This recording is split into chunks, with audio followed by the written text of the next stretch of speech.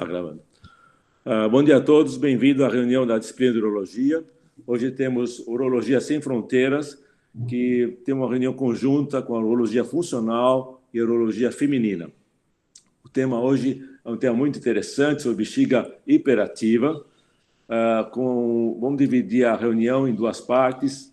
Primeiramente, vamos discutir casos e depois ter uma apresentação de alguns tópicos dentro da bexiga hiperativa. Inclusive, tem uma professora convidada, a professora Cássia Juliato.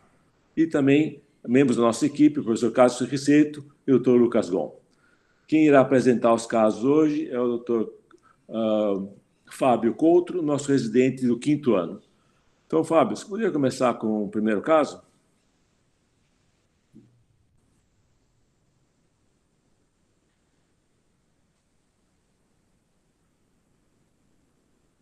Não estou escutando você, Fábio.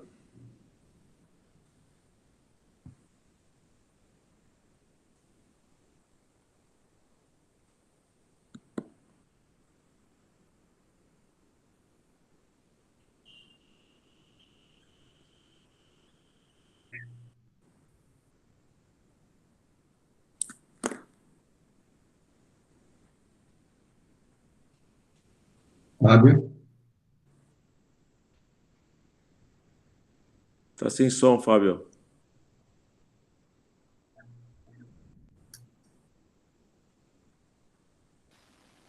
Professor?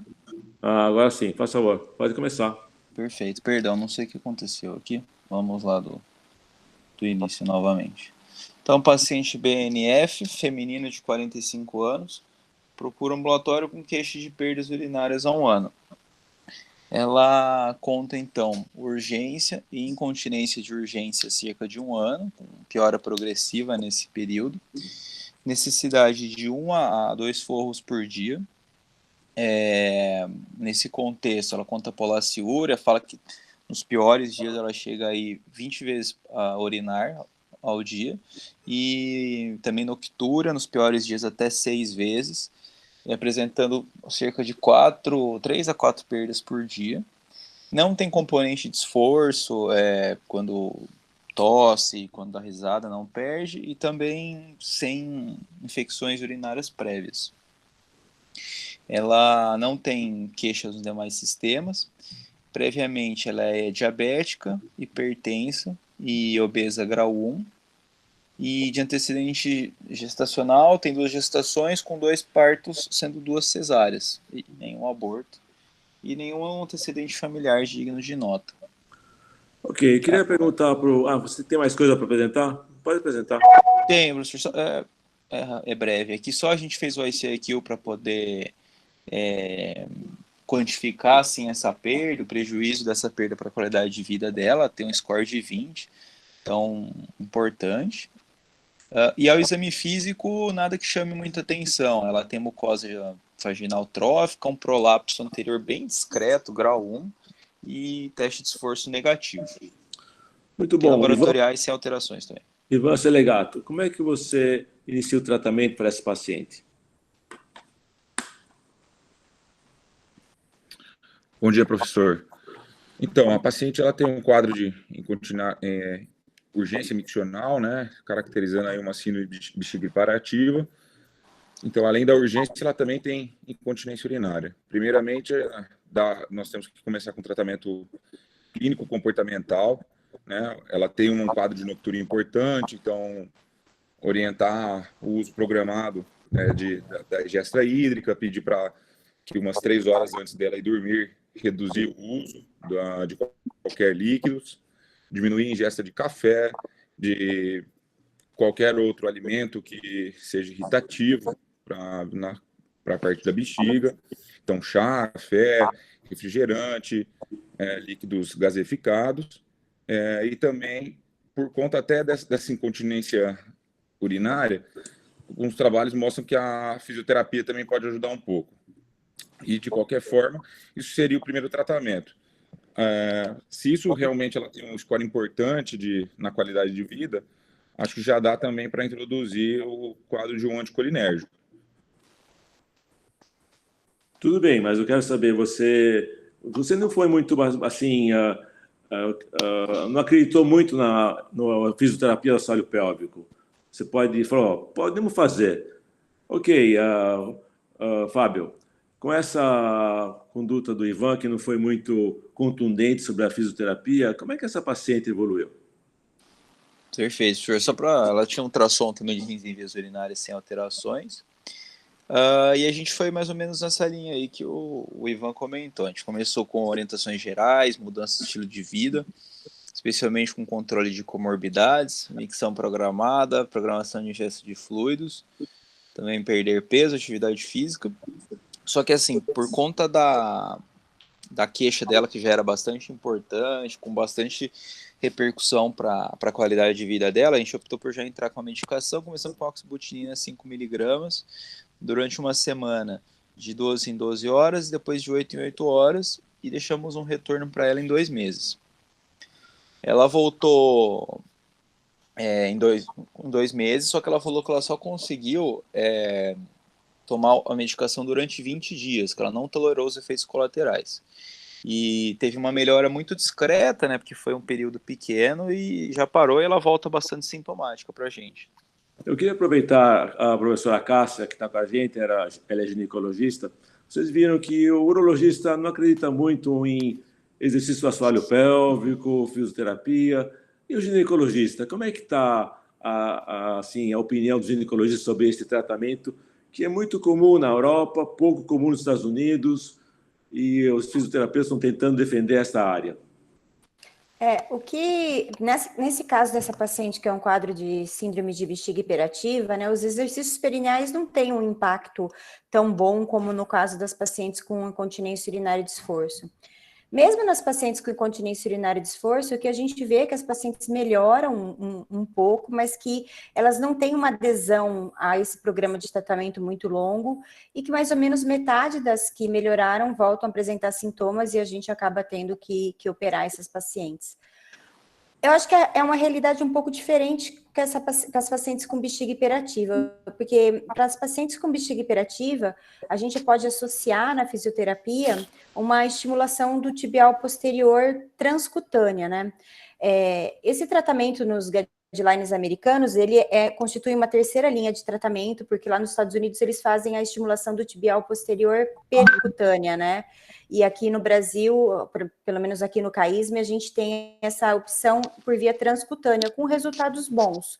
Como é uma paciente que você não tem um tratamento assim definitivo, né? Você vai ter que tratar essa paciente por bastante tempo, é uma opção interessante para você iniciar, assim, mais do que o treinamento do músculo do assoalho pélvico, iniciar com a estimulação do tibial posterior. Eu acho que nesse caso de bexiga hiperativa, eu acho que é um tratamento que vale a pena, isolado como uma medida inicial, ou mesmo associado com uma segunda linha de medicação. Muito bom. Então, o caso volta para o Ivan, ela voltou agora para você, está insatisfeita, tem uma dica da professora Cássia em fazer eletroestimulação do tibial. E você, o que você vai conduzir, como vai conduzir a paciente? Então, ela foi uma complicação bastante comum, né, nessas pacientes, que por conta de efeito colateral, principalmente por esse anticolinérgico, acho que daria para insistir ainda com as terapias comportamentais, né, e avaliar se ela realizou, se ela também utilizando todas as orientações, e também na conduta medicamentosa, eu trocaria pela mirabegron, né, pelo beta-3 agonista, que é uma medicação que vai proporcionar menores efeitos colaterais. Mas com relação aos efeitos, elas são compatíveis, pouca coisa de melhor com relação aos estudos, em relação ao anticolinérgico, mas com relação aos efeitos colaterais, ela apresenta melhora. Carlos, uma pergunta. E a urodinâmica nessa situação? A paciente vem com a clínica, vocês fizeram manobras comportamentais, tal. Vocês não pensam em fazer a avaliação urodinâmica, tipo, antes de um tratamento mais invasivo, como eletroestimulação, botox, alguma coisa desse tipo? A urodinâmica acabou ou não é a hora ainda de fazer? Qual a sua visão? Vamos perguntar para o Lucas. Lucas? Professor, E aí? Eu acho que a urodinâmica da fase de tratamento, ela é uma boa indicação.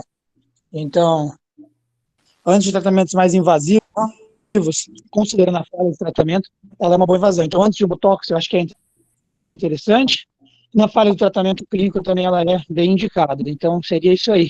Já o tibial posterior, eu acredito que na prática hoje tem sido cada vez mais feito de forma transcutânea, praticamente já na primeira linha de tratamento junto com a fisioterapia de assoalho pélvico. Então, acho que ela não é necessária, obrigatória. Antes disso, ela acaba sendo mais invasiva, sabe?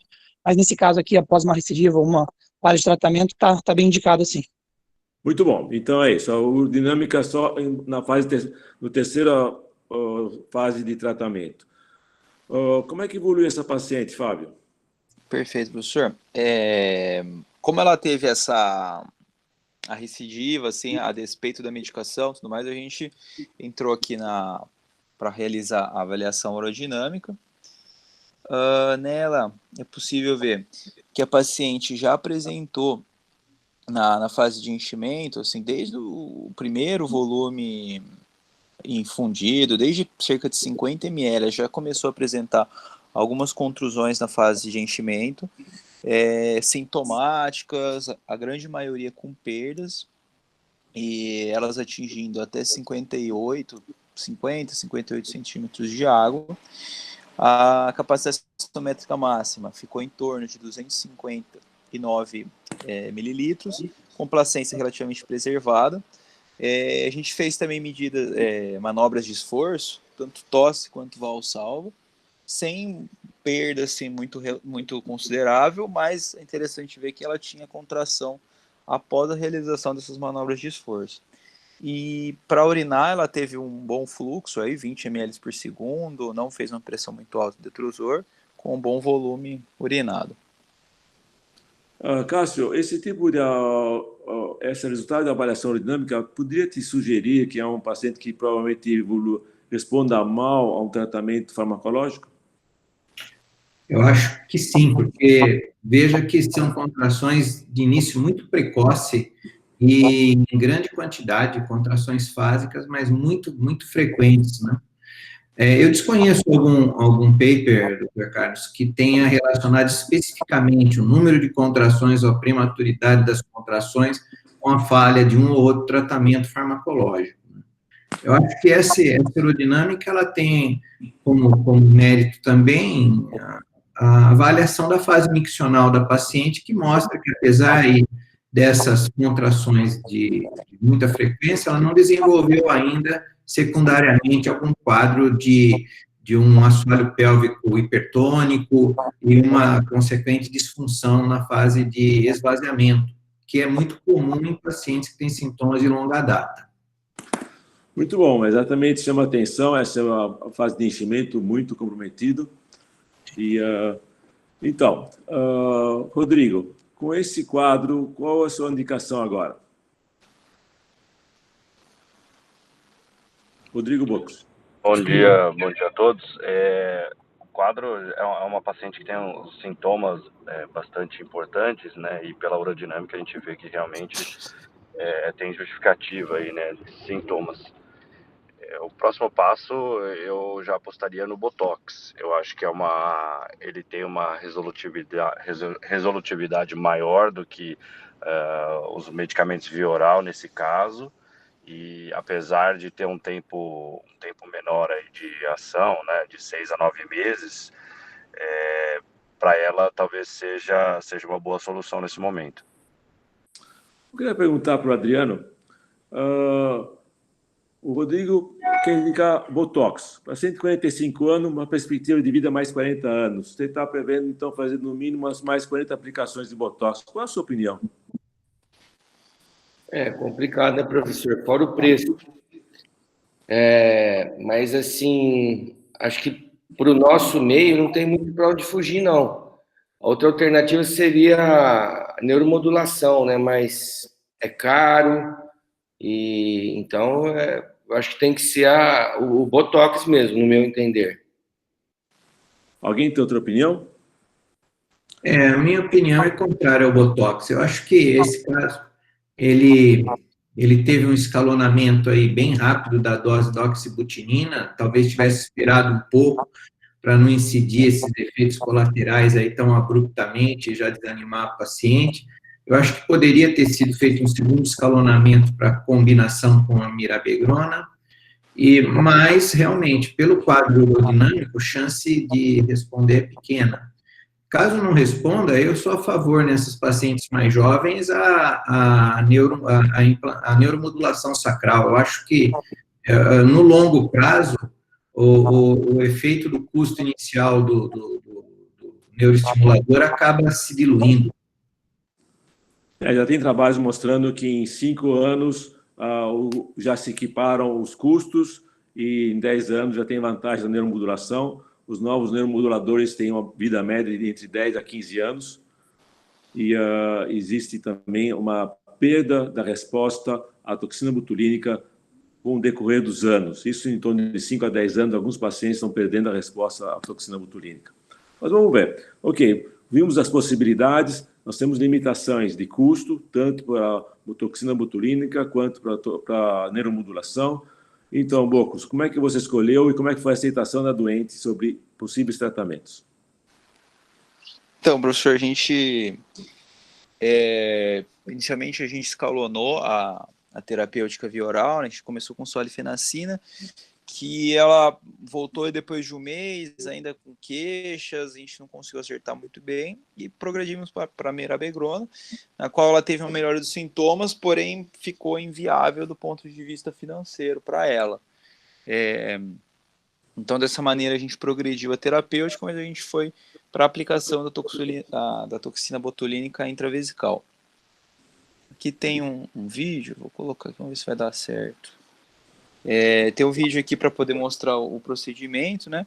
Inicialmente, aqui tem a toxina, né? São feitas a aplicação de 100 unidades, aqui a agulha de Williams que a gente usa para poder aplicar.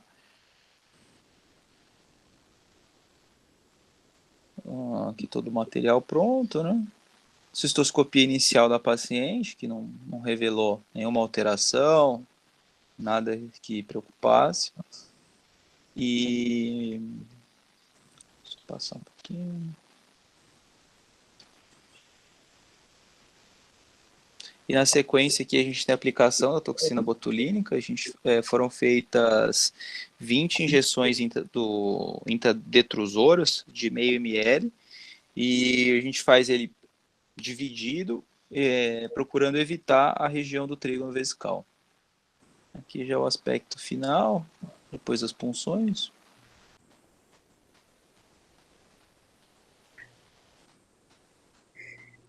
Muito bom. Procedimento 20 minutos, beleza. Uma pergunta? Perdão. Vocês têm conseguido que o hospital compre a toxina botulínica? Não, normalmente é muito difícil nós conseguirmos a toxina botulínica no HC. Acho que aqui é um paciente privado do Dr. Fábio, que faz um consultório aí das 9 às 10 aí numa clínica aí ele conseguiu um botox. Não, na verdade tem alguns pacientes que conseguem, Cássia, por demanda judicial. Exato. Eles processam o HC e acabam conseguindo. Não, Você sofre também, né? Aqui no CAIS a gente não consegue, né? Tá difícil de convencer a diretoria a comprar um botox pra gente. Mas realmente, eu acho que vem ajudar muito esses pacientes da toxina botulínica, porque assim, os resultados têm mostrado muito bons. Mas eu queria saber esse caso, Fábio, como é que ele resolveu? Ela evoluiu bem, professor. No PO7, ela já estava referindo uma melhora significativa do quadro, acordando de 2 a 3 vezes por noite. Durante o dia também, pelo menos metade da frequência miccional. E no PO90, ela voltou para a gente com perda de urina poucas vezes. Ela falou no máximo 2 vezes por dia, pequeno volume, sem necessidade de absorvente, bastante satisfeita. E como a doutora Cássio falou, é bem difícil da gente conseguir a toxina, mas ela foi nesse caminho que o doutor Cássio falou. Os pacientes, eles vêm com os papéis, a gente preenche tudo mais, conseguem via judicial, e aí a gente conseguiu fazer e no momento ela está bem. Fábio, eu acho que é importante você falar, porque para alguns pacientes a perda de algumas gotas é uma coisa terrível. E para outras é bastante razoável esse problema de perdas que depois foi tão grave que ficou satisfeita. Mas eu queria fazer uma última pergunta.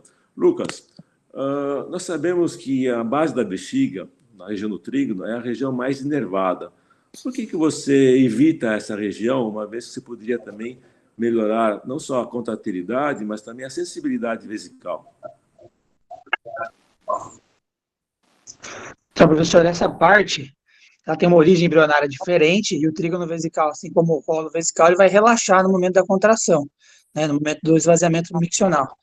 Então, a gente não quer alterar, né, essa função miccional. Então, a gente precisa que ele relaxe para fazer o esvaziamento adequado.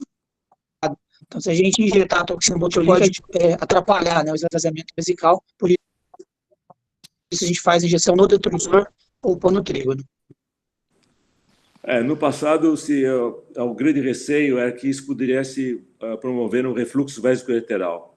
Novos trabalhos foram feitos e não tem nenhuma complicação, nem no esvaziamento vesical, nem no refluxo vesicolateral. Então, isso ainda não tem nenhum estudo comparando a resposta,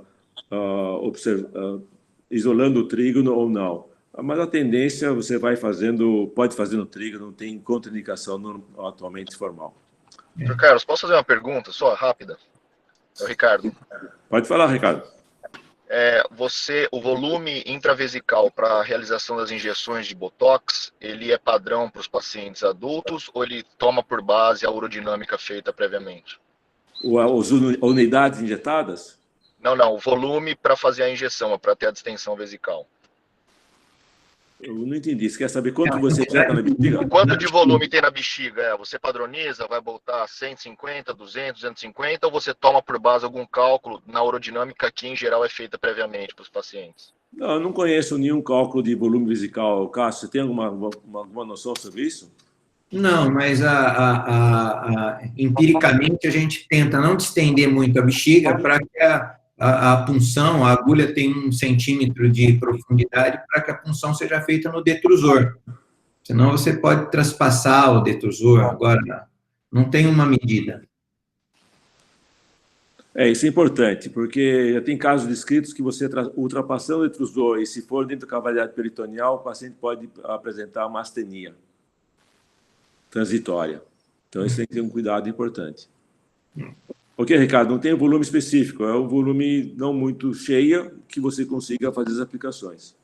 Perfeito. E na experiência de vocês, se vocês têm caso de retenção pós-procedimento, com necessidade de cateterismo, ou é um evento muito raro mesmo? Porque esse é o receio, né, quando vai orientar o paciente sobre essa possibilidade terapêutica. Eu tive alguns casos e o paciente ficou em cateterismo intermitente por, acho que, 3 meses. Eu tenho um caso atual aí, paciente com esclerose múltipla, já tinha uma disfunção de esvaziamento secundária à esclerose múltipla, que está em retenção também.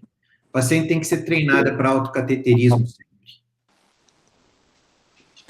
Muito bom. Então, aqui vimos um caso de uma bexiga hiperativa, que respondeu bem ao Botox, e vamos ver quanto tempo fica esse Botox e depois realmente continuar o tratamento. Então, Carlos, tem uma pergunta aí no chat. Alguém perguntou sobre as unidades aplicadas. Os pacientes não neurogênicos sem unidades. Se o paciente não responder, você pode repetir depois de 3 meses, dobrando a dose. Isso tem unidades na toxina da Allergan. Outras toxinas têm doses diferentes. Isso é importante. Não são as toxinas têm composição biológica diferente, não são comparáveis, né? Muito bom. Fábio, vamos para o próximo caso? Vamos lá, professor. Próximo paciente, MCV, feminina, de 58 anos, vem com queixa de perda urinária também há 3 anos. Ela conta o aumento da frequência miccional, que ela percebeu nesse período, 10 vezes por dia, 3 vezes à noite, e tem que usar cerca de 4 absorventes por dia. Eventualmente, ela apresenta perda, né? configurando uma incontinência de urgência. E ela também percebe perda aos moderados esforços, como espirrar e carregar pesos. Ela já tem menopausa há 8 anos, sem uso de terapia de reposição hormonal. Do demais sistemas, ela não tem queixas. De antecedente pessoal, ela é hipertensa e tem glaucoma. É uma paciente gesta 3, com 3 partos anteriores, nenhuma cesárea. E ela conta que há 7 anos ela foi submetida a uma esterectomia subtotal por conta de miomatose, sem antecedentes familiares dignos de nota. Ao exame físico, ela é obesa, com MC de 31, abdômen apenas globoso, mas nada que chame muita atenção, e um prolapso anterior grau 2. Ela apresenta perda, manobra de Valsalva, e quando a gente faz a redução do prolapso, ela não tem mais a perda. Aqui uma foto para exemplificar, não é exatamente dessa paciente, porque dessa a gente não registrou, então trouxe um aqui para poder exemplificar. Exames laboratoriais ela traz também, nada que chame alteração, urina 1 normal, urocultura negativa. E aí, se alguém pediria mais uma avaliação, já partiria para a terapêutica. Então, vamos perguntar para o Marcelo. Esse é um paciente mais complexo, porque tem mais comorbidade e tem uma incontinência urinária mista. Marcelo. Correto. Olha, Carlos, eu acho que aqui no caso em específico, primeiro a parte clínica, a paciente tem que emagrecer, ela tem um índice de massa corpórea alto, eu não sei se a classificação já é uma obesidade mórbida. Eu acho que qualquer método de correção cirúrgica que vier a ser feito com esse peso tem um índice de insucesso muito grande.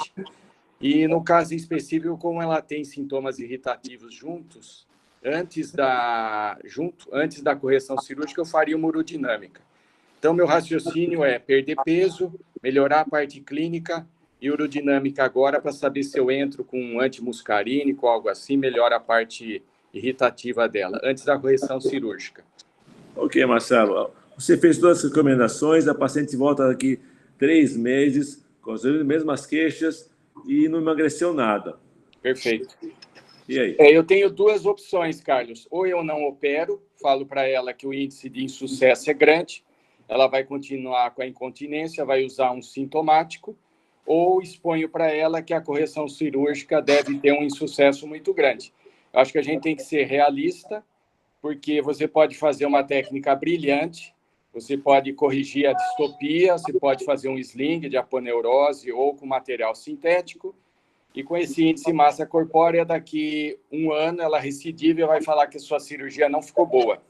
Então, é uma decisão muito filosófica, aí cabe a cada um fazer sua decisão. Ou não opera, se ela não emagrecer, ou faz e assume um insucesso que pode ser precoce. Essa é a minha visão. Ok, Marcelo. Fábio, você falou que uma incontinência urinária mista, mas você não falou o que é mais importante para essa paciente. É sintomas de bexiga hiperativa ou sintomas de incontinência urinária de esforço? Mais a hiperativa, professor. Mais a incontinência... Aliás, são mais sintomas de hiperatividade do que a incontinência de esforço. Cássio, você consegue tratar cirurgicamente a hiperatividade do sono? Não, é reconhecido que pacientes que têm prolapsos aí mais acentuados, eles apresentam um risco maior de apresentar o detrusor hiperativo. Toda vez que nós temos uma alteração anatômica muito importante, o recomendado é se tratar a alteração anatômica e verificar o que ocorre com a hiperatividade, no caso aí, após o tratamento, e aí se tomar condutas complementares. Essa questão que o Marcelo colocou realmente existe, tanto que vários cirurgiões optam por não se envolver com pacientes como essas, porque eles têm que conviver com uma taxa de falha, de fracasso relativa aí. Eu acho que, por outro lado, esperar que a paciente emagreça, nós não vamos conseguir.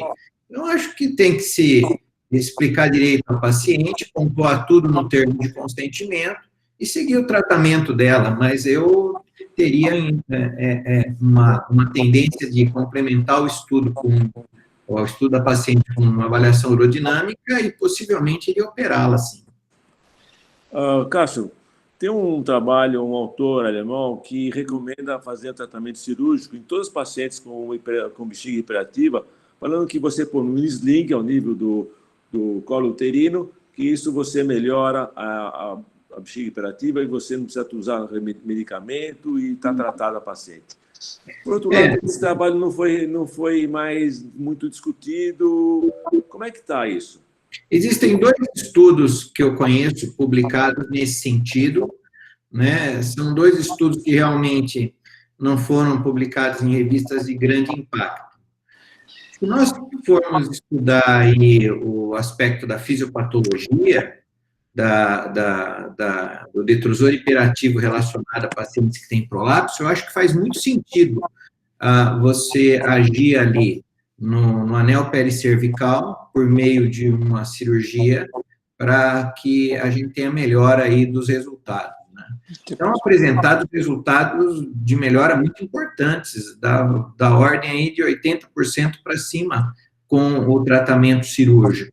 Agora, carece ainda um estudo que seja dedicado a essa investigação, e é muito difícil fazer esse estudo. O prolapso é uma doença que ela é multifatorial, e a apresentação clínica também é. Às vezes, o paciente tem prolapsos combinados em graus diferentes, tanto do ápice da parede vaginal anterior, da parede vaginal posterior, então é muito difícil comparar dados. Mas eu acho que uma alteração anatômica, principalmente se for moderada ou grave, ela tem que ser corrigida.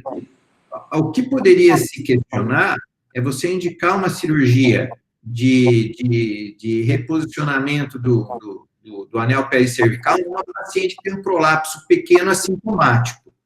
Aí é mais complicado a gente ter um suporte ético aí, mas nas outras situações não tem problema. Ok, cara. Sabe que a bexiga hiperativa ela é multifatorial, há muitas etiologias. Inclusive, tem um trabalho que o Thales vai fazer para a tese dele em pacientes obesas que tem uma índice de bexiga hiperativa, sintomas de bexiga hiperativa e hiperatividade do detrusor muito maior que nas pacientes normais. Mas é um problema interessante. Ok. Fábio, como é que você conduziu esse paciente? Você fez a avaliação aerodinâmica ou já tratou ela? Não, professor, Diga. Desculpa, o senhor quer falar? Não, eu queria saber que uma vez que a queixa principal da paciente é bexiga hiperativa, o que mais incomoda ela? Perfeito. Só para complementar a investigação, a gente fez um diário miccional que veio por corroborar as queixas que ela já trazia para a gente, volumes de micção pequenos, várias vezes ao dia, noctúria significativa também, cerca de 2 perdas por dia, e a ingesta hídrica dela até que era adequada, assim, diante da queixa. Foi realizada também uma avaliação aerodinâmica para essa paciente, em que foi visto que na fase de enchimento, complacência preservada, ela demorou um pouco mais para ter as contrações do detrusor na fase de enchimento, diferente da nossa primeira paciente. Ela começou a ter em torno de 200 e pouco, 300 ml, começou com a contração do detrusor. A capacidade cistométrica máxima dela foi em torno de 350, 360 ml. A gente fez também manobras de perda, né, tanto tosse quanto valsalva, que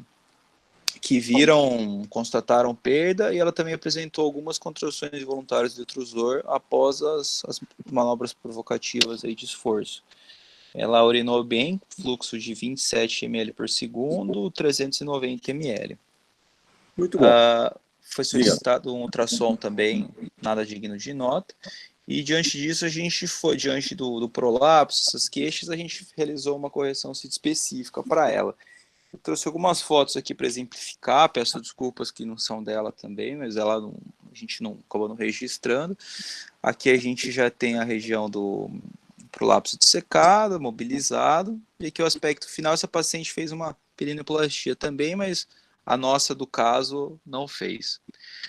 Cirurgia foi sem intercorrência, sob raquianestesia, teve uma boa evolução pós-operatória e alta já no PO2. Ela teve uma boa evolução pós-operatória, no PO30 ela estava muito bem, com melhora praticamente total das queixas, tanto a parte de urgência quanto a parte da incontinência de esforço, ela estava bem melhor, e mantivemos o segmento dela. No entanto, ela perdeu aqui o segmento com a gente, e ela voltou só no PO há 2 anos. Ela ficou bem, né? Aí acabou dando uma relaxada e veio só quando voltou a ter queixas. Então ela contou que há cerca de 1 ano, 8 meses, ela começou novamente a queixar de urgência e incontinência de urgência. E ela veio com uma queixa que ela não... A gente perguntando agora, ela tinha antes, mas não referia tanto, mas agora parece que estava incomodando mais, que é a incontinência urinária durante o coito. E ela falava que ela conseguia relacionar um pouco mais assim com o momento do orgasmo. Ela tinha um prejuízo importante para a qualidade de vida, tanto sexual quanto global. É uma paciente que o relacionamento sexual é muito importante para a qualidade de vida dela. Ela percebia isso praticamente todas as vezes que tinha relação e, por conta disso, ela estava evitando de ter, com um prejuízo para a qualidade de vida dela. Aqui eu trouxe o FSFI, que é o índice da função sexual feminina preenchido por ela, né? É um score que, infelizmente, a gente acaba não usando tanto, mas que ajuda muito a gente a entender e poder quantificar também o prejuízo, o impacto das queixas para a qualidade de vida, a qualidade sexual dos pacientes. São 19 questões que elas atuam em 6 domínios, que é o desejo sexual, excitação, lubrificação, orgasmo, satisfação e dor. E vai analisar as últimas 4 semanas desses pacientes. E aí, cada questão tem um padrão de resposta. A partir desse padrão, a gente vê o score. E existe também um fator que a gente multiplica a soma dos pontos de cada domínio, de modo a deixar o mais padronizado possível. E aqui a gente pode ver que o principal prejuízo que essa paciente apresentava era na perda de desejo, excitação e orgasmo, porque tanto por na hora do orgasmo ela ter essa queixa, ela ficar constrangida, ela se sentir mal, tanto por apresentar essa queixa, ela também parou de ter tanto interesse, porque ela tinha vergonha, se sentia mal, não queria prosseguir. Ela aqui com score de 24,5, e pela descrição clássica desse score, pacientes com uma pontuação menor ou igual a 26 teriam uma disfunção sexual importante, né? Esse cutoff com cerca de 73% de sensibilidade e 89% de sensibilidade. A gente fez para ela também o ICIQ, que deu 20 também, um prejuízo importante para a qualidade de vida, e foi realizada uma nova avaliação urodinâmica, que a gente vê um padrão relativamente parecido com aquela que a gente viu antes da operar, exceto pela perda dos esforços. A gente consegue ver que ela mantém as contrações do detrusor na fase de enchimento, em torno de 50 centímetros de água, a partir de 250 ml de volume infundido. Ok, Fábio, vou te interromper um pouquinho. Cássio, você falou que a cirurgia, você melhora a parte da função de enchimento. Parece que a cirurgia que você fez, você piorou ela, né? Agora está uma contração de maior amplitude, precoce, perdendo urina.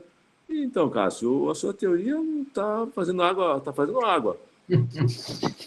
Essa paciente ela não evoluiu, sou obrigado a concordar. Mas, primeiro, a gente não tem como comparar os dois achados urodinâmicos, porque a urodinâmica, infelizmente, em termos de amplitude das contrações, a reprodutibilidade dela não é tão boa, né? E passaram-se aí 2 anos, então... Mas eu concordo que ela está muito infeliz, essa paciente aí. Parece que pode ter havido uma evolução natural do quadro do detrusor hiperativo dela, independente da correção anatômica. Isso a gente vê também. Eu estou louco para perguntar para a Cássia, mas eu não vou perguntar não, porque ela vai fazer uma apresentação sobre o bexiga hiperativo e sexualidade, então eu não quero estragar a apresentação dela. Então, Fábio, você vai dar uma virada aí, não vai falar sobre o que a Cássia vai apresentar depois. Como é que você tratou essa paciente? Tá certo, professor. Ela, então, diante dessas queixas aqui, a gente começou para ela com tratamento clínico. Como ela tem um glaucoma de ângulo fechado, a gente já entrou com a mirabegrona, beta-3 agonista, 50 miligramas uma vez por dia, e associado a medidas clínicas, micção programada, gestos de fluidos, também perder peso e atividade física.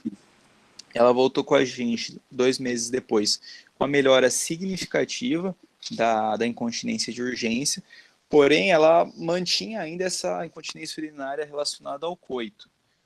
Nesse momento a gente encaminhou ela para fisioterapia, para treinamento da musculatura do assoalho pélvico, para ver o que a gente consegue ter de resultado melhor, mas de fato um dos pontos aqui é trazer o que mais que a gente poderia trazer, visto que agora a queixa dela é mais relacionada à atividade sexual do que a incontinência de urgência de fato, que melhorou bem com a mirabegrona. Muito bom. Tem jeito, Cássia, eu vou ter que perguntar para você. Na verdade, é uma paciente que começou, né, com um quadro de incontinência urinária mista, mas agora apresenta só uma síndrome de bexiga hiperativa, né, com uma hiperatividade do detrusor. Essa paciente, eu acho que se beneficiaria do uso de estrogênio via vaginal. É uma paciente pós-menopausa, com uma menopausa aí de mais de 8 anos, e é uma paciente que com certeza se beneficiaria. Nas pacientes com síndrome da bexiga hiperativa na pós-menopausa, é preconizado o uso de estrogênios vaginais, não é preconizado o uso de terapia hormonal sistêmica, né, apenas local, né, na forma de creme. As únicas apresentações que a gente tem atualmente no mercado são em formas de creme. Antigamente a gente tinha os comprimidos vaginais, mas em formas de óvulo, mas agora não tem mais. E a gente tem basicamente 2 medicações. A gente tem o estriol vaginal e o promestrieno. As duas comparáveis aí em termos de resultado quando a gente fala em bexiga hiperativa. Então, acho que vale a pena iniciar um uso de estrogênio vaginal para essa paciente. Me chama um pouco a atenção ela não ter melhorado da incontinência urinária no orgasmo, porque isso faz parte de uma contração mesmo do detrusor, principalmente quando é associado ao orgasmo. As pacientes que têm incontinência urinária de esforço, às vezes têm incontinência urinária durante a atividade sexual, e essas talvez possa melhorar um pouco com o fortalecimento. Mas nesse caso, como é específico do orgasmo, ela deveria ter melhorado um pouco com terapia medicamentosa. Eu acho que para essa paciente a fisioterapia não vai ajudar muito não nessa perda durante o orgasmo. Você faria botox, então? Não sei se eu faria botox nessa paciente, porque veja que ela melhorou bastante do resto dos sintomas, né? É um caso difícil, assim, para pensar.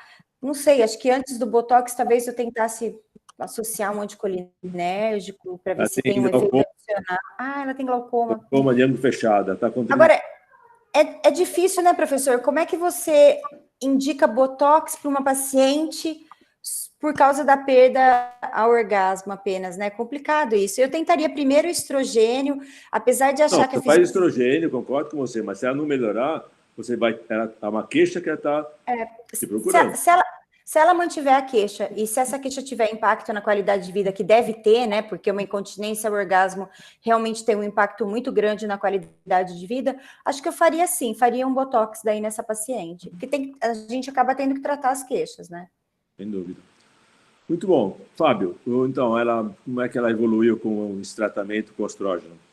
Então, professor, na verdade, a gente parou nesse momento que terminou a minha apresentação. Acho que a gente vai pegar esse gancho, o doutora Cássia levantou bem, do estrógeno via vaginal, e ver como ela evolui e, eventualmente, partir para a toxina botulínica também. Carlos. Fala, Marcelo. A gente viu em palestras anteriores, eu acho que essa paciente precisa de um suporte global, né? Inclusive a parte psicológica. Ela pode ter uma descompensação séria aí, baseada nessa qualidade de vida dela que está comprometida. Eu acho que um suporte psicológico, psiquiátrico até às vezes, eu acho fundamental para melhorar ela, né? Marcelo, você falou uma coisa muito importante. No fundo, nós como médicos não podemos só ficar muito focados em fazer uma cirurgia ou dar um remédio. Nós temos que ver o paciente como um todo. E nós temos que ter o bom senso e, quando nós não conseguimos realmente dar esse suporte emocional, procurar uma assistência de um outro profissional, psiquiatra, realmente, que nos ajude nesse tipo de paciente. Você vê que a paciente está muito sofrida no quadro geral dela. É muito importante você ter chamado a atenção que nós temos que ver o paciente como um todo. Eu acho que a fisioterapia, ela tem uma função secundária nesse suporte psicológico. Então, apesar de não ter evidência na função do orgasmo em particular, a paciente ela tem essa fantasia também, de que fortalecendo o músculo do assoalho pélvico, ela pode melhorar o desempenho sexual dela e tudo mais. Eu não abriria a mão da fisioterapia antes de indicar um tratamento mais invasivo, como o Botox, por exemplo. Professor, Dr. Carlos, é Lucas. Eu ia comentar sobre a fisioterapia, acho que faz falta a Andréia estar na reunião, mas em outras reuniões que a gente teve, e a doutora Andréia da fisioterapia comentou sobre o papel da fisioterapia do assoalho pélvico. Várias pacientes que têm dor crônica, às vezes pacientes têm trigger points, então eu acredito que uma avaliação nesse sentido poderia ajudar. Tem, né, exercícios e manobras de relaxamento, de trigger points, eventualmente vai encontrar nessa paciente, isso aí pode ajudar ela na atividade sexual. Então eu acho que eu não abriria a mão de forma alguma também, não, isso é a primeira linha de tratamento, isso poderia ajudá-la, eu acho. Eu também concordo, eu não disse abrir mão da fisioterapia, eu acho que a fisioterapia e o estrogênio são a primeira linha. Eu só acho que numa incontinência no orgasmo, assim, a fisioterapia tem pouco impacto, entendeu? Ela tem impacto na sexualidade, sim, no fortalecimento, impacto até em lubrificação, tudo, mas na incontinência com orgasmo, eu acho que é onde ela tem menos efeito, entendeu? Foi isso que eu quis dizer, não sei se eu me fiz entender.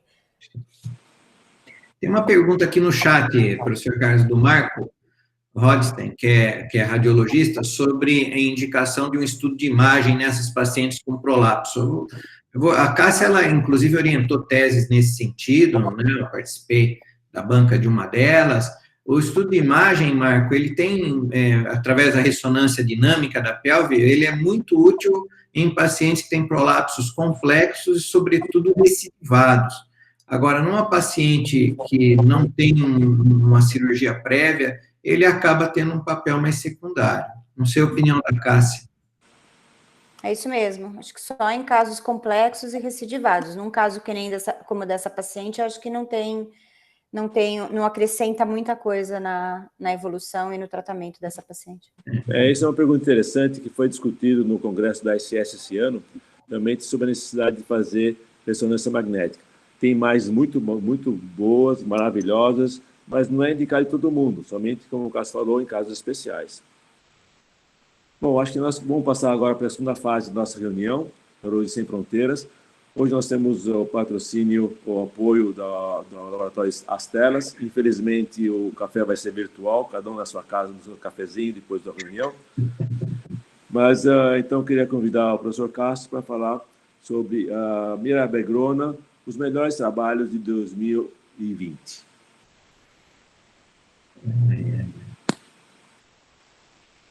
Pois é, sem cafezinho fica ruim. Agora, com o Google, o cafezinho vai chegar nas nossas casas. Mas a Mônica, ela vai entregar o café em casa da próxima vez, assim.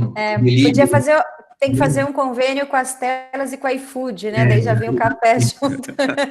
Mas tudo bem. Mas, deixa eu colocar aqui. Bem, então nós agradecemos aí o apoio, mas nós vamos falar sobre os top papers relacionados à Mirabegrona em 2020. Nós temos alunos aqui na nossa audiência, então a Mirabegrona, ela faz parte de um grupo farmacológico que foi desenvolvido há alguns anos atrás, que corresponde aos agonistas beta-3 adrenérgicos, que são neurotransmissores que agem ali no processo de relaxamento da bexiga, juntamente com os receptores colinérgicos, em particular os receptores M2 e M3, conforme vocês veem nesse esqueminha. Então, nós temos aí um potencial alvo de farmacológico para o tratamento do quadro detrusor hiperativo, que é uma das apresentações da bexiga hiperativa, por meio aí do uso de um agonista beta-3 adrenérgico, e a mirabegrona, ela é a principal droga e a única disponível no Brasil, e está rapidamente avançando para se tornar a primeira indicação aí, salvo alguma limitação relacionada ao preço, que é caro. O nosso ano é um ano muito terrível, né? Esse ano aqui, eu acho que essa imagem, ela expressa bem o que nós temos no ano, mas mesmo assim, no PubMed nós conseguimos selecionar aí 91 resultados quando nós combinamos as palavras mirabegrona com 2020. Então, houve aí uma farta publicação envolvendo essa droga, e eu separei 6 ou 7 artigos aí que evidenciam alguma informação nova. O primeiro que eu gostaria de comentar aqui é esse Favor Study, que é um estudo prospectivo multicêntrico que abordou pacientes que tiveram falha ao tratamento prévio, que desistiram, na verdade, vamos usar o termo correto, desistiram do tratamento prévio com algum antimuscarínico ou anticolinérgico. Aqui estão exemplificados os motivos, né? Pacientes ou muito insatisfeitos, ou mais ou menos insatisfeitos, e que passaram a usar aí a mirabegrona. E veja que o índice de satisfação desses pacientes, ele foi bem significativo quando a gente associou a mirabegrona no tratamento desses pacientes, chegando até 69,3% de satisfação com o uso do remédio, né, e após 12 semanas de tratamento, né. Aqui também esse estudo, ele realizou uma análise objetiva de alguns aspectos, a incontinência de urgência, a urgência e o número de micções. Houve melhora, as melhoras, elas nem sempre são muito expressivas, e isso é uma característica aí que nós vemos nesses estudos que abordam tratamento farmacológico com qualquer uma das drogas, né? Nós conseguimos uma melhora que é estatisticamente significativa, às vezes ela não é tão expressiva quando a gente olha o número inteiro, mas o impacto na qualidade de vida costuma ser maior do que a melhora objetiva que se vê nos sintomas. Esse outro artigo, ele também aborda essa questão de troca de medicamentos, persistência e reinício do uso de tratamento. Foi publicado por um grupo da Universidade de Osaka, no Neurology and Neurodynamics, esse ano. Ele é um estudo retrospectivo e não é um estudo não patrocinado pela indústria, mas com uma casuística bem grande, 777 pacientes, e o mais interessante aí, a maioria eram homens, esse detalhe é importante, mas eles foram tratados num hospital por urologistas gerais, urologistas que não se dedicam especificamente à urologia funcional, ou urologia feminina. E os resultados, em termos de persistência com o uso da medicação, que eles descreveram, é que os pacientes mais velhos, aqueles fizeram um índice de corte separando pacientes com mais ou menos 65 anos, pacientes mais velhos persistiram no tratamento por algum tempo a mais, a taxa de descontinuidade, ela continua alta, né, após 42 meses de tratamento, só em torno de 30% dos pacientes mantêm-se em tratamento, mas a taxa de descontinuidade foi menor entre pacientes mais velhos, foi menor em pacientes do sexo masculino, né, e ela foi menor, obviamente, em pacientes que tinham um score de sintomas mais graves. Aqueles utilizaram o OAB Symptom Score e utilizaram, em particular, a questão 3, que é a questão que identifica a gravidade do sintoma da paciente. Então, normalmente, quando nós temos esse questionário, não é validado para o português, nós não temos aqui. Então, quando os pacientes respondem uma dessas 3 alternativas, significa que eles estão realmente mais impactados pelo sintoma e se mantiveram no tratamento por mais tempo.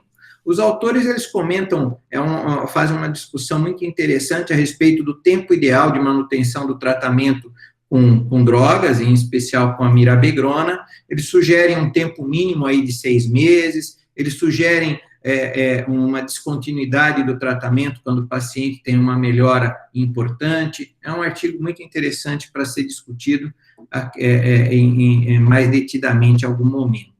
Com relação ao uso das drogas, eles compararam a mirabegrona com os antimuscarínicos, e aqui, novamente, os pacientes em uso da mirabegrona se mantiveram no tratamento por mais tempo, seja quando ele foi utilizado como primeira linha de tratamento, que nós vemos nesse gráfico aqui de cima, seja quando ele foi utilizado como segunda linha de tratamento na sequência de uma intolerância ou falha a um antimuscarínico, né?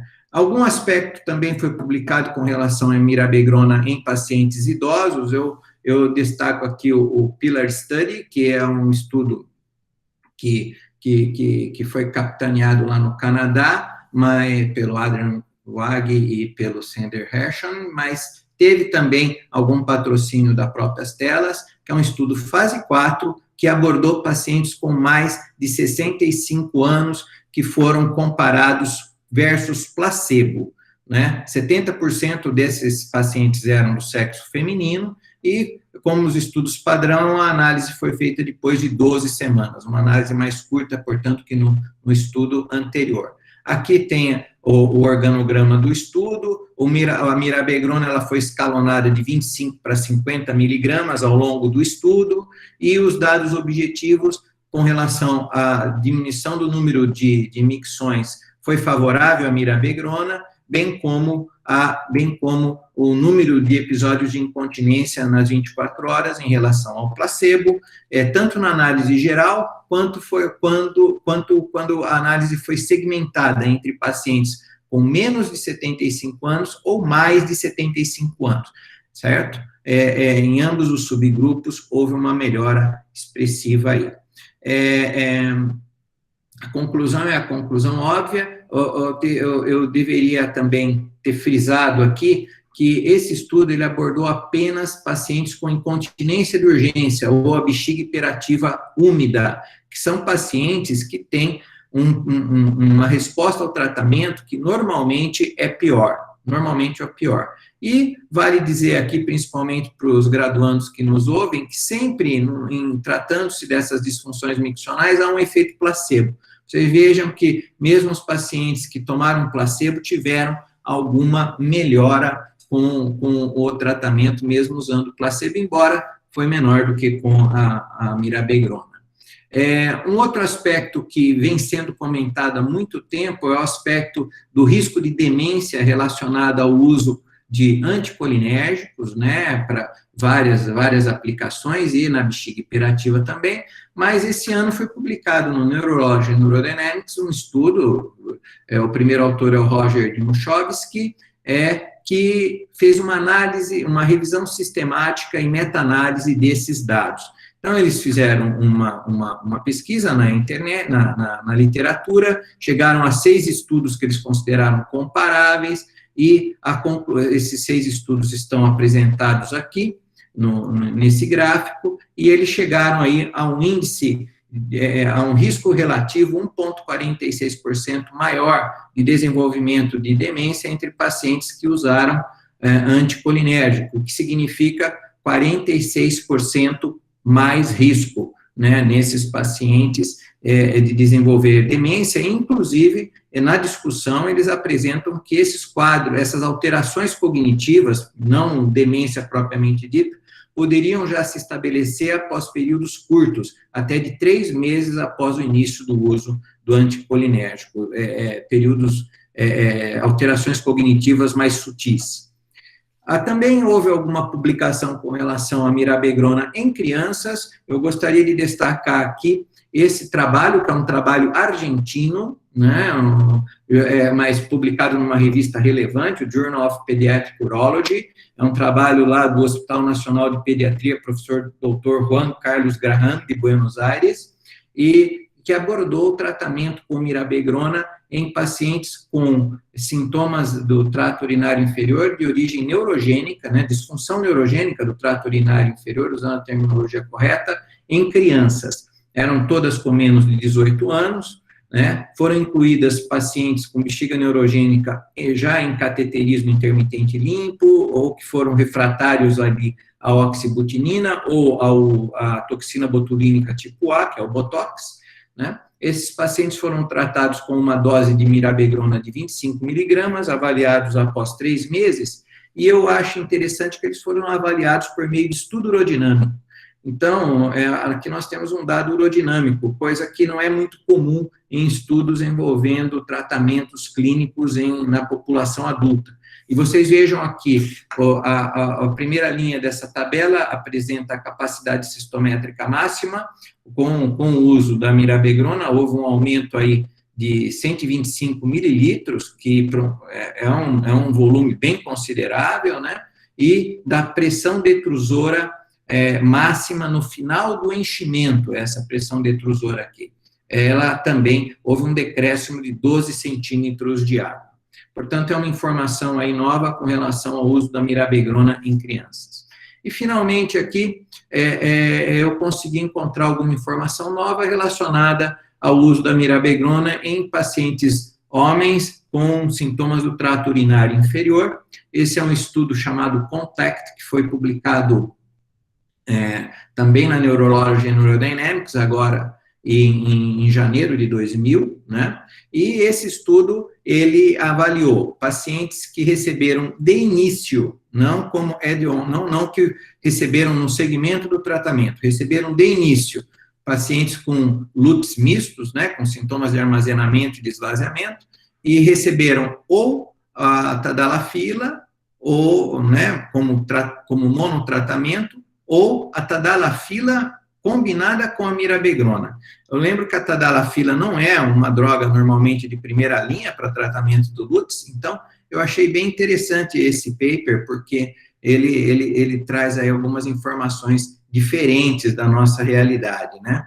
E o endpoint primário foi a variação também do OEB Symptom Score, né, após 12 semanas, e o grupo que recebeu o tratamento combinado, que está representado aqui em vermelho, teve também uma melhora que foi considerada significativa nesse score de sintomas em relação ao grupo que recebeu a tadalafila de forma isolada. Um trabalho diferente, eu achei que valeria aí algum tipo de comentário. Eles também fizeram uma análise do IPSS, o Índice Internacional de Sintomas Prostáticos, né, que é o que nós utilizamos aqui no Brasil também, e eles concluíram que não houve diferenças nos sintomas de esvaziamento, certo? E nos sintomas pós-miccionais, essa diferença não foi considerada significativa quando nós utilizamos a associação versus a tadalafila de forma isolada, mas houve diferença nos sintomas de armazenamento, que eu achurei aqui em verde, de maneira que isso foi suficiente para impactar o score total do IPSS. Portanto, é um estudo diferente, um estudo que eu achei bem interessante. E acho que esse é o último estudo que eu vou comentar, seria um estudo onde, aí sim, a mirabegrona foi utilizada como um tratamento adicional em pacientes utilizando a tansulosina, não a tadalafila. Tadalafila é um inibidor de 5-fosfodiesterase, que teve seu início de uso para tratamento de disfunção erétil, para os alunos aí, e que agora está sendo utilizado também para disfunção do trato urinário inferior em homens. E a tansulosina é o alfa-bloqueador, imagino que todos vocês já viram lá no ambulatório. Então, o desenho do estudo está aqui, né? Também houve um escalonamento da dose da mirabegrona, iniciando com 25 miligramas e depois passando a 50 miligramas, enquanto o outro grupo recebeu somente a tansulosina e placebo até o final do tratamento. E o número de micções diminuiu no grupo de combinação em 20% a mais do que no grupo que tomou a tansulosina de forma isolada. Esse é um estudo plus, um estudo fase 4 aí, já em relação à variação do volume de micção e do número de episódios de urgência por dia, houve também um benefício aí da adição da tansulosina, da mirabegrona à tansulosina. Também houve um benefício no score total de urgência e frequência, porém, esse estudo não conseguiu detectar uma mudança no IPSS, Esse é o questionamento desse estudo. Então, você teve melhoras isoladas de aspectos aí dos sintomas do trato urinário inferior, mas o IPSS, o score total de sintomas do trato urinário inferior, ele não se alterou, né? Então, as conclusões do estudo é que eles não conseguiram detectar uma sinergia entre a tansulosina e a mirabegrona. Esse estudo ele não foi considerado adequado para se fazer alguma inferência com relação à cumulatividade de efeitos colaterais, e como foi um estudo clínico, o questionamento do estudo seriam os efeitos urodinâmicos no longo prazo dessa combinação. Então, finalizando a minha apresentação, eu selecionei aqui do site da Society of Urodynamics and Female Urology, lá americano, que é uma sociedade americana muito importante, dedicada a essas situações, né? Um roadmap relacionado aí aos caminhos que a paciente com bexiga hiperativa tem. Vejam como a estrada é bem complicada, né? Isso é um material de divulgação para o paciente. Se eu fosse paciente e visse isso, eu já teria um grande desalento aí no início do meu tratamento, né? Na verdade, o que o paciente busca aí é algo mais prático, como um aplicativo aí, onde ele digitaria ali continência e chegaria ao seu destino.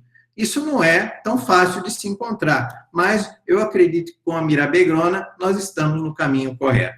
Eu agradeço a todos aí e vamos seguir. Ok, obrigado, Cássio. Eu acho que é muito importante o que você apresentou, porque a mirabegrona é um tratamento com muito menos efeitos do que os antimuscarínicos, e isso possibilita a manutenção do tratamento por um período muito maior.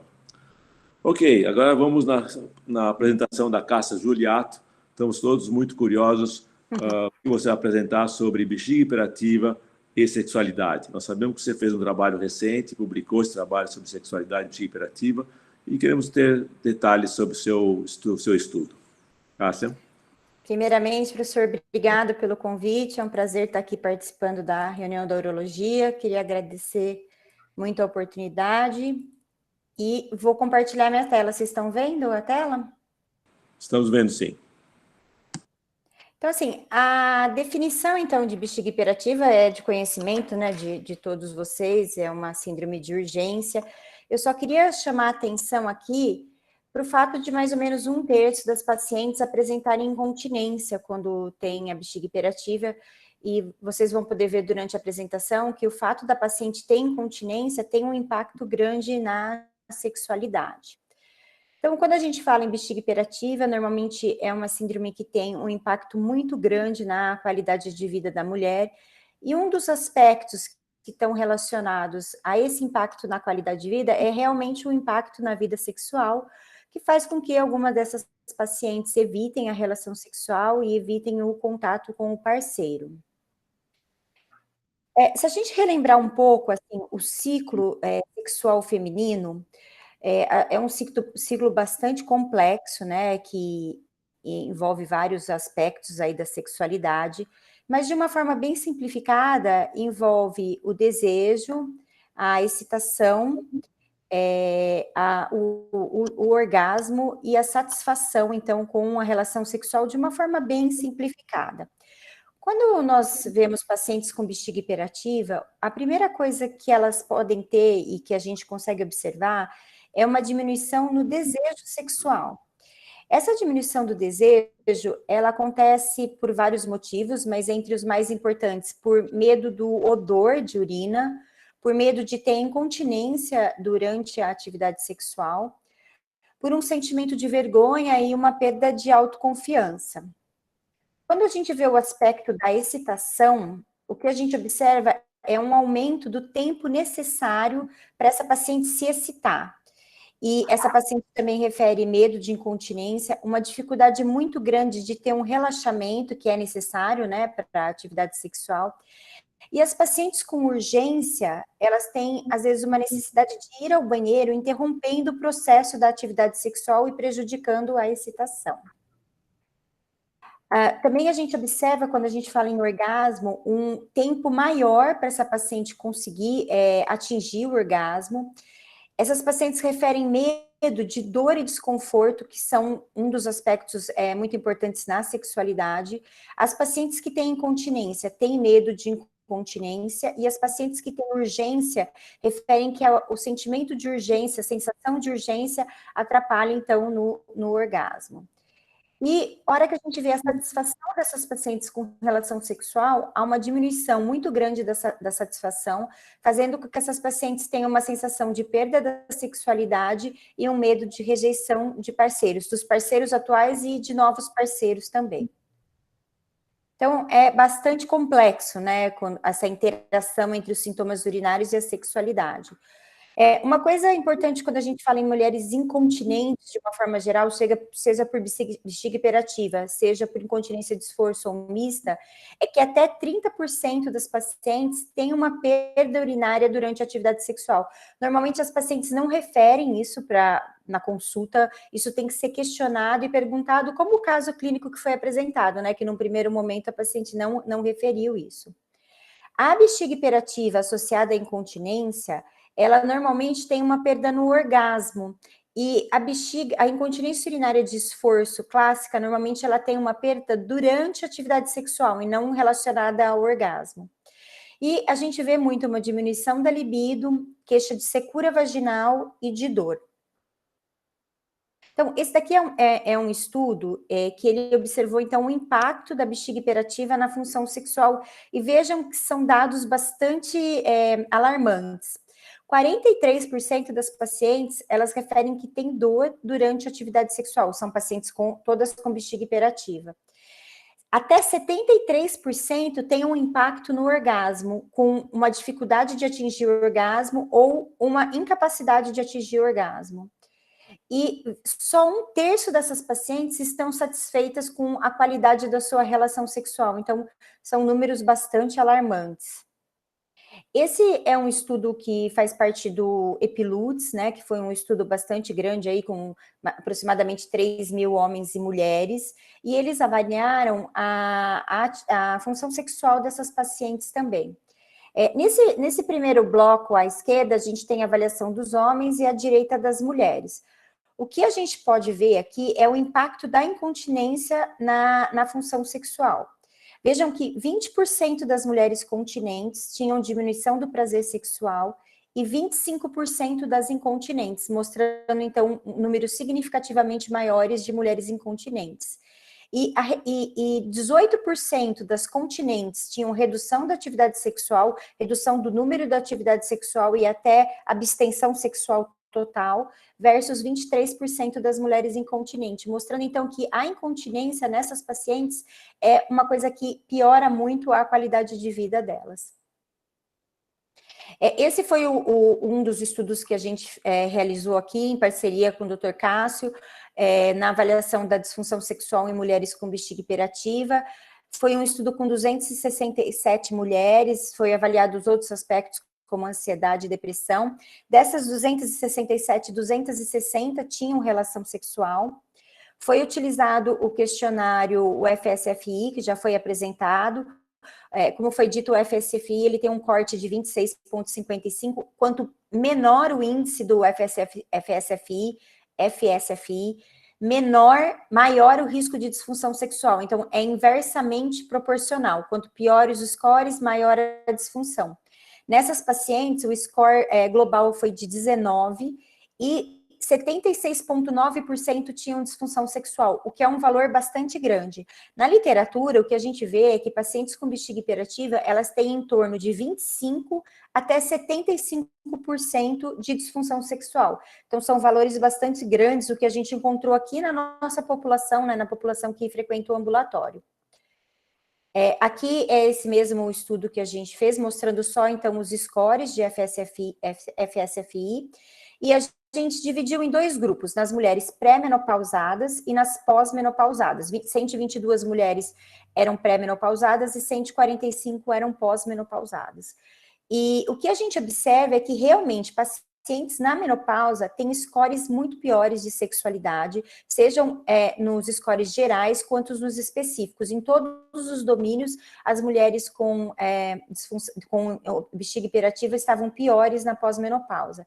E nesse grupo de mulheres na pós-menopausa, teve uma correlação entre a gravidade dos sintomas urinários e a piora da função sexual. Então, teve uma correlação, a gente usou o ICQ-OAB nessas pacientes, e teve uma correlação entre esses scores. Aqui foi um outro estudo que a gente fez aqui no departamento, também para avaliar a disfunção sexual, ou risco de disfunção sexual, em mulheres com incontinência urinária de uma forma geral. A maioria da população desse estudo eram mulheres com incontinência urinária mista. A minoria tinha bexiga hiperativa isolada. Mas a gente teve aqui uma prevalência de disfunção sexual bastante alta também, uma prevalência de 70%, 71% das mulheres referiam disfunção sexual. Tinham scores compatíveis com disfunção sexual, também usando o questionário de função sexual feminina.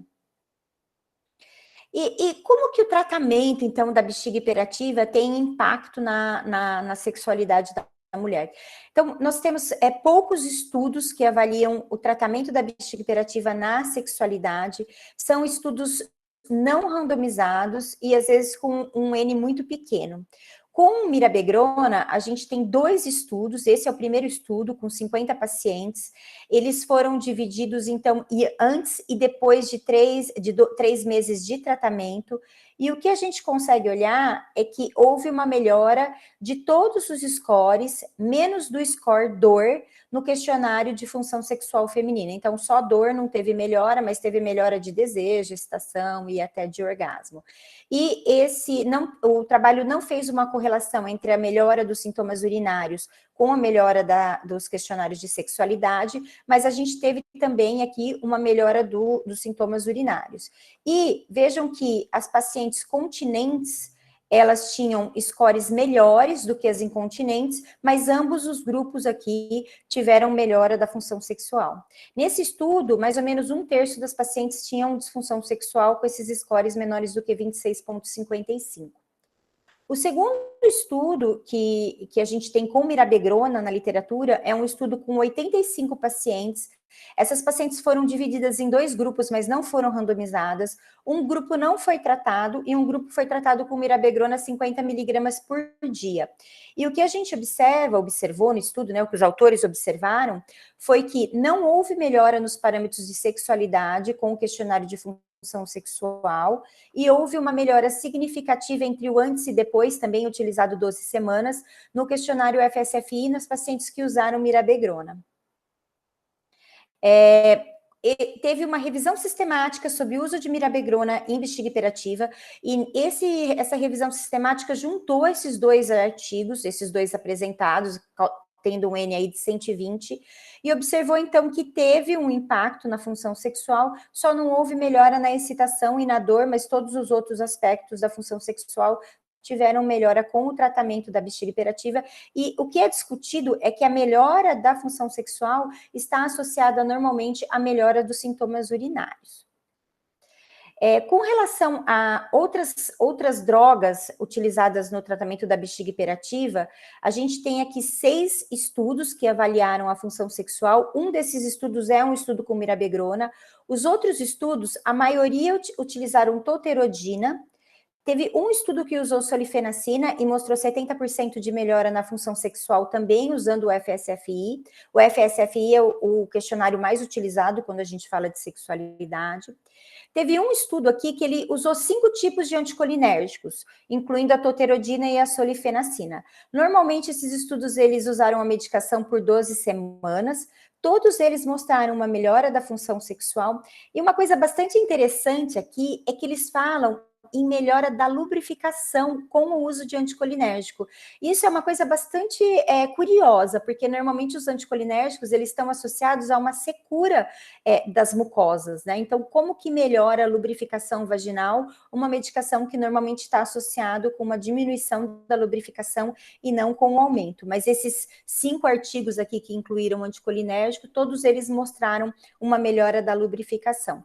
Como eu disse, são estudos com N não muito grande e são estudos, tirando 2 estudos aqui que tiveram aproximadamente 200 pacientes, todos os outros estudos tiveram em torno de 50 pacientes e são estudos não randomizados. Então, a literatura carece aí de mais estudos sobre isso. Com toxina botulínica, nós temos 2 estudos avaliando a sexualidade. Um dos estudos tem 68 pacientes e o outro 32 pacientes. Esse primeiro estudo, ele comparou a toxina botulínica em pacientes com bexiga hiperativa com pacientes sem bexiga hiperativa e mostrou que tinha melhores dos scores de sexualidade nas pacientes que tiveram aplicação de toxina botulínica. O outro estudo, ele fez um antes e depois das pacientes com toxina botulínica, antes e depois da injeção, e mostrou que tinha melhora de todos os domínios de função sexual, exceto de desejo e dor. Desejo e dor, né, são aspectos aí, são domínios que têm um componente muito grande de outras coisas, né? O desejo é bastante complicado, né? E a dor também envolve não só os sintomas urinários. Esse segundo estudo, ele mostrou uma correlação entre a melhora dos sintomas de bexiga hiperativa e a melhora da função sexual, mostrando então uma relação entre essas 2 condições. E a gente tem 6 estudos sobre neuromodulação, o tratamento com neuromodulação sacral e sexualidade. São todos estudos com um pequeno número de mulheres, só tem um estudo que é um pouco maior, com 167 pacientes, mas todos os outros têm um pequeno número de mulheres. Também a maioria desses estudos usou o FSFI.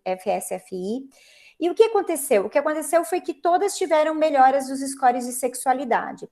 Diferentemente do tratamento medicamentoso e do tratamento com toxina botulínica, que a melhora dos sintomas da bexiga hiperativa está associada a uma melhora da função sexual, na neuromodulação, eles questionam se não há um impacto direto na sexualidade devido ao impacto nas vias neuronais. Então, parece que assim, que você melhorar essa paciente através da neuromodulação tem um outro mecanismo relacionado a uma melhora da sexualidade e não só uma melhora da função sexual.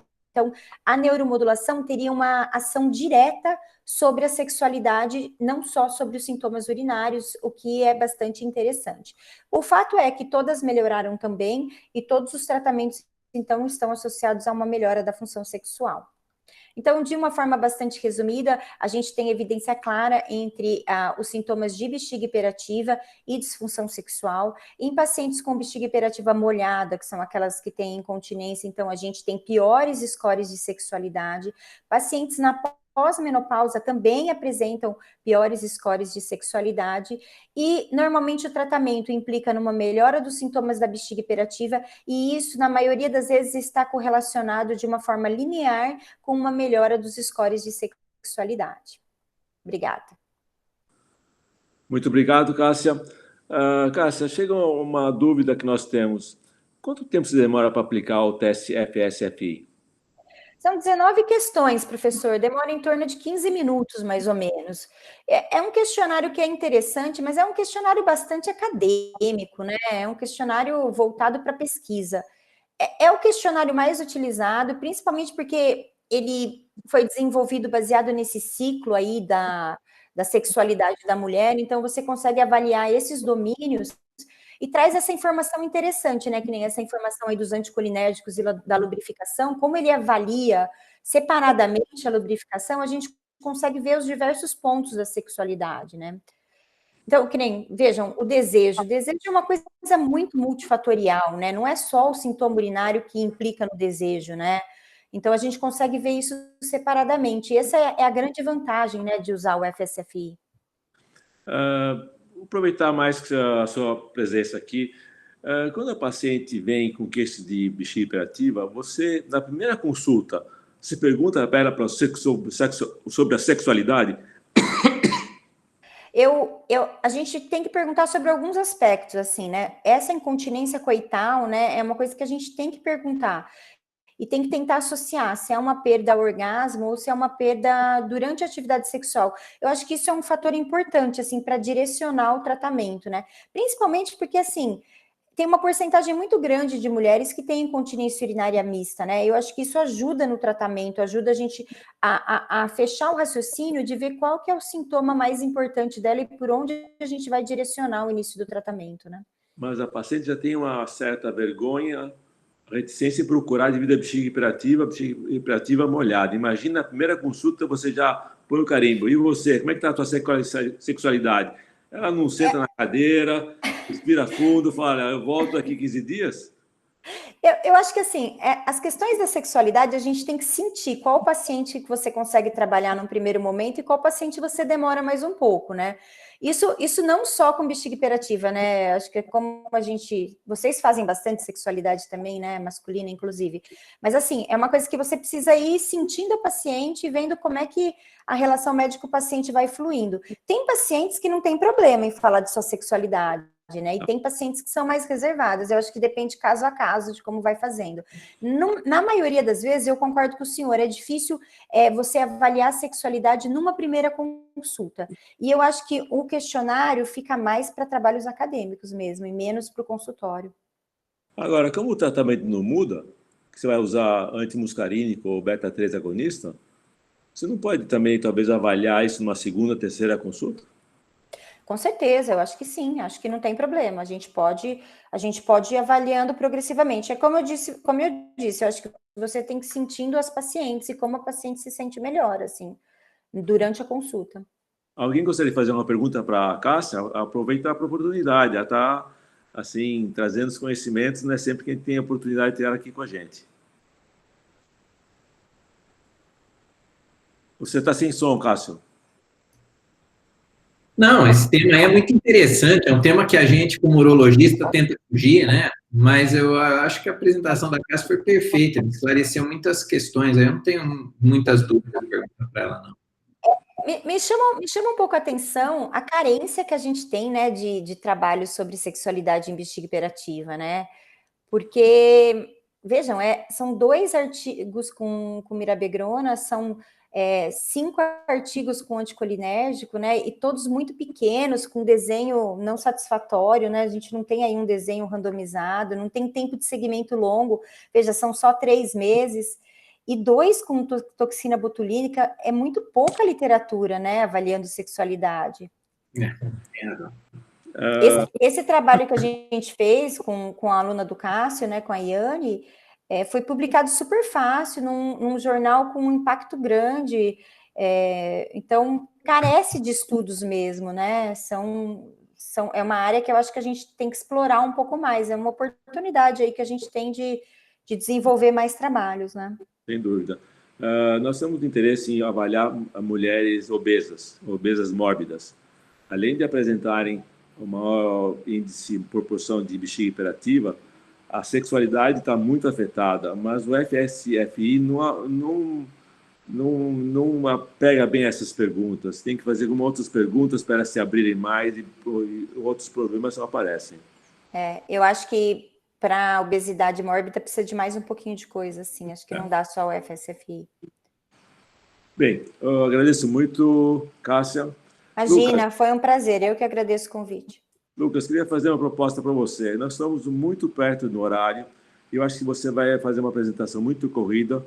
Eu gostaria de convidar você para a próxima reunião e você apresentar seu caso sobre microbioma, que é um tema que está muito em evidência, se fala muito sobre microbioma, infecções, sintomas do trato urinário inferior, e poder explorar mais o seu trabalho. Você está de acordo, Lucas?